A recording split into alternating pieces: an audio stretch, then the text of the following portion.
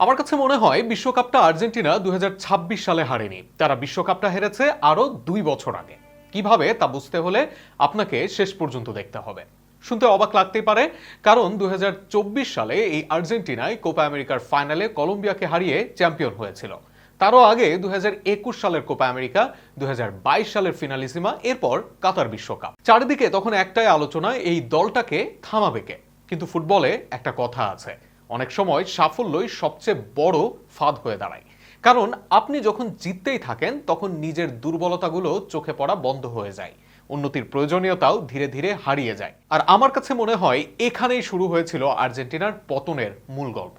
Copa আমেরিকার পর Argentina এমন এক প্রস্তুতির পথে হাঁটলো যেটা কাগজে কলমে দারুণ সফল মনে হলেও বিশ্বকাপের মতো টুর্নামেন্টের জন্য যথেষ্ট কঠিন পরীক্ষা ছিল না।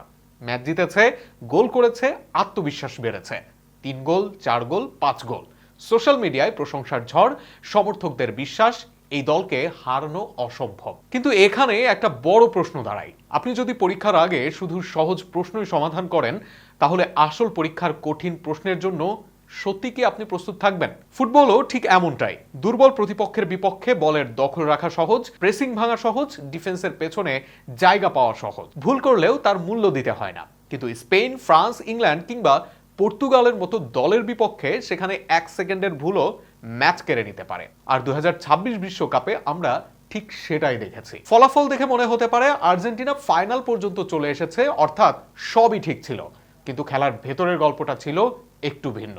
সেমিফাইনাল বাদ দিলে পুরো টুর্নামেন্টে আর্জেন্টিনা তাদের সেরা ফুটবলটা খেলতে পারেনি। দল জিতেছে, কিন্তু আগের সেই কর্তৃত্বটা দেখা যায়নি।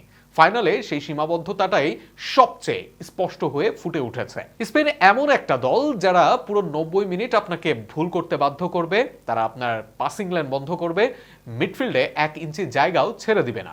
প্রথম টাচ থেকেই চাপ তৈরি করার চেষ্টা করবে। আর এই ধরনের চাপের সঙ্গে নিয়মিত লড়াই করার অভ্যাস যদি আপনার না থাকে, তাহলে বিশ্বকাপের ফাইনালে হঠাৎ করে সেটা তৈরি করা একেবারে অসম্ভব। আমার কাছে মনে হয় এখানেই স্ক্যালোনির সবচেয়ে বড় ভুল ছিল। অনেকেই বলবেন জয় তো জয়, প্রতিপক্ষ ছোট হোক বা বড় হোক সেটা গুরুত্বপূর্ণ বিষয় নয়। কিন্তু আমি পুরোপুরি এই বিষয়টার সাথে একমত নই। কারণ আন্তর্জাতিক ফুটবলে ম্যাচ জেতা আর বিশ্বকাপ জেতার প্রস্তুতি দুটি সম্পূর্ণ আলাদা বিষয়। ধরুন একজন বক্সার প্রতিদিন দুর্বল প্রতিপক্ষের সঙ্গে স্প্যারিং করছে, সে প্রতিদিনই জিতছে, কিন্তু যেদিন সে বিশ্বের 1 নম্বর বক্সারের সামনে দাঁড়াবে, সেদিন কি সেই প্রস্তুতি কোনো কাজে আসবে? আমার কাছে মনে হয় সম্ভবত না। আর্জেন্টিনার ক্ষেত্রেও আমার কাছে বিষয়টা অনেকটা এমনই মনে হয়েছে।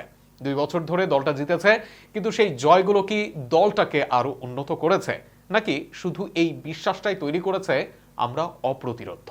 এই আত্মতুষ্টি অনেক সময় সবচেয়ে বড় শত্রু হয়ে দাঁড়ায়। অন্যদিকে স্পেনকে দেখুন, তারা একের পর এক কঠিন ম্যাচ খেলেছে। Netherlands, France, Portugal, Denmark, Serbia, Switzerland. প্রতিটি ম্যাচে ছিল উচ্চগতির হাই প্রেস ফুটবল। সব ম্যাচ তারা জেতেনি, সমালোচনাও হয়েছে, কিন্তু প্রতিটা ম্যাচ তাদের কিছু না কিছু শিখিয়ে দিয়েছে। দেলা ফুয়েন্তের দল জানতো প্রস্তুতির সময় হারলে সমস্যা নেই, আসল পরীক্ষা তো বিশ্বকাপে। আর সেই প্রস্তুতির ফলেই আমরা ফাইনালে দেখে ফেলেছি। স্পেনের খেলোয়াড়দের শরীরী ভাষায় কোনো ভয়ই ছিল না।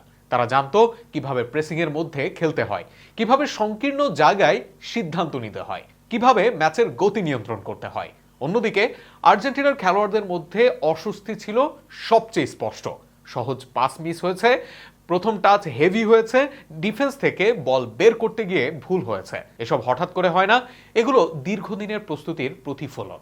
আর তারপর শেষ বাঁশি বাজলো, স্টেডিয়ামে নেমে এলো এক অদ্ভুত নীরবতা। স্পেনের খেলোয়াড়রা উল্লাসে ছুটছে, গ্যালারিতে হলুদ লাল পতাকা উঠছে। অন্যদিকে আর্জেন্টিনার কেউ হাঁটু গেড়ে বসে পড়েছে, কেউ মুখ ঢেকে কাঁদছে, কেউ শূন্য দৃষ্টিতে তাকিয়ে আছে ট্রফির দিকে, কেউ আবার মেজাজ হারিয়ে হাতাহাতিতে ব্যস্ত হয়ে পড়েছেন। বরফ শীতল স্ক্যালোনিও কেঁদে ফেলেছেন। গ্যালারিতে হাজার হাজার আর্জেন্টাইন সমর্থকের চোখে শুধুই হতাশা। বিশ্বকাপের ট্রফিটা তখন হাতের নাগালেই ছিল, কিন্তু সেই দূরত্বটা হয়তো তৈরি হয়েছিল আরো অনেক আগেই, হয়তো 2024 সালে। অবশ্য এটাই একমাত্র কারণ নয়। ফুটবলে ইনজুরি আছে, ফর্ম আছে, ট্যাকটিক্স আছে, ভাগ্যও আছে।